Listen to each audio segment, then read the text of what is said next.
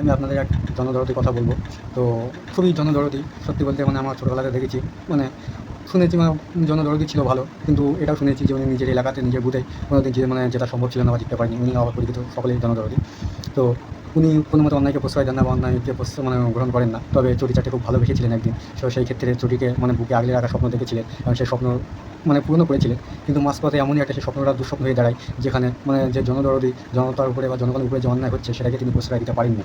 তো আজকে সেই বক্তব্যটা তিনি প্রকাশ্যে এনেছেন যে এই অন্যায়গুলো হয়েছিল, আমি সেগুলোকে প্রশ্রয় দিতে পারিনি বা তার জন্য আমি দল থেকে পদত্যাগ করলাম। তো আমার বক্তব্য যে আপনি দল তখনই পদত্যাগ করা দরকার ছিল, যখন আপনি দেখছেন যে যোগ্য মানুষ আজকে টিকিট পাচ্ছে না, যোগ্য মানুষকে টিকিট দেওয়া হচ্ছে না, অন্যায়কে প্রশ্রয় দেওয়া হচ্ছে। তো তখন কেন আপনি মুক্তি খুলেননি? কেন আপনি তখন চুপ ছিলেন?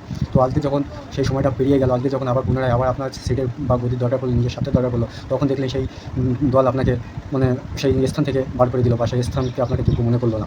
যার জন্য আজকে আপনি পদত্যাগ করে দিয়েছেন, এটা আপনি আপনার নিজের স্বার্থে করেছেন, কোনো জনগণের স্বার্থে নয়।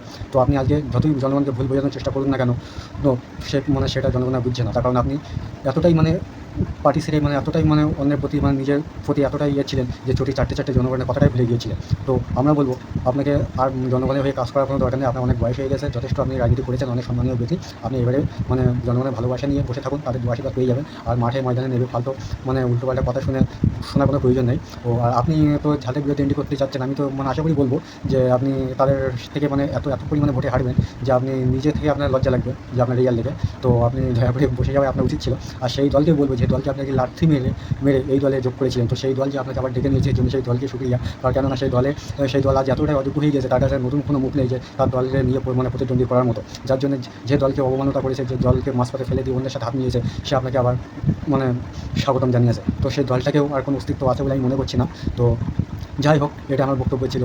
তো সম্মানের খাতিরে বলছি, বা আপনার ভালোবাসা, যেহেতু আপনার স্থান থেকে আমার জন্মসূত্র থেকে আপনাকে দেখছি, তো আপনাকে বলবো ফালতু আর জনদরদি উপভোক্তা দেখে লোক হাসাবেন এবং নিজের লজ্জাকে একটু কন্ট্রোল করুন, সেটাকে আদবের ভিতরে নিয়ে আসুন, এতে আপনি আগামী দিনগুলো সম্মানের সাথে ভালো থাকবেন। ফালতু আর বলবেন না যে আপনি যে প্রতিশ্রুতি দিয়েছেন যে 2021-এ যে বিজেপি তৃণমূলের ভয় ছিল যে তৃণমূল না হলে বিজেপি চলে আসবে। তো আপনাদের ভিতরে অনেক নেতা ছিল, তারা কিন্তু দল ত্যাগ করে অন্য দলে আসেনি বিজেপিকে তাড়ানোর জন্য, কিন্তু তখন কিন্তু বিজেপি 77টা সিট পেয়েছিল। তো আজও কিন্তু তার চেয়ে জায়গাটা অনেক ক্রিটিক্যাল, যেখানে তৃণমূলকে তাড়ানোর জন্য বিজেপিকে তাড়ানোর জন্য তৃণমূল আসা অবশ্যই প্রয়োজন, কিন্তু সেই মুহূর্তে আপনার মতো হেভিয়েট নেতাকে তারা ছুড়ে দিয়েছেন, কারণ তারা বুঝতে পেরেছেন যে আপনার মতো নেতা দলে থাকার কোনো প্রয়োজন নেই। তো আপনি এখন কী বক্তব্য রাখবেন? বিজেপিকে তাড়ানোর জন্য তৃণমূল করার জেনুইন সময় সেটা ছিল না। তো আপনি যখন আজকে টিকিটটা পেলেন না, তখন আপনি মানে জনতাকে ভুলভাল বোঝানো শুরু করেছেন। তো আপনার এই চিড়িয়ার কোনো মতে ভিজছে না। এবার ভোটটা সম্পূর্ণ অন্যরকম হবে, কোনো নেতার থেকে বা কোনো নেতার হয়েও ভোট হবে না, যে ভোটের যোগ্য প্রার্থী হবে সেই ভোট পাবে।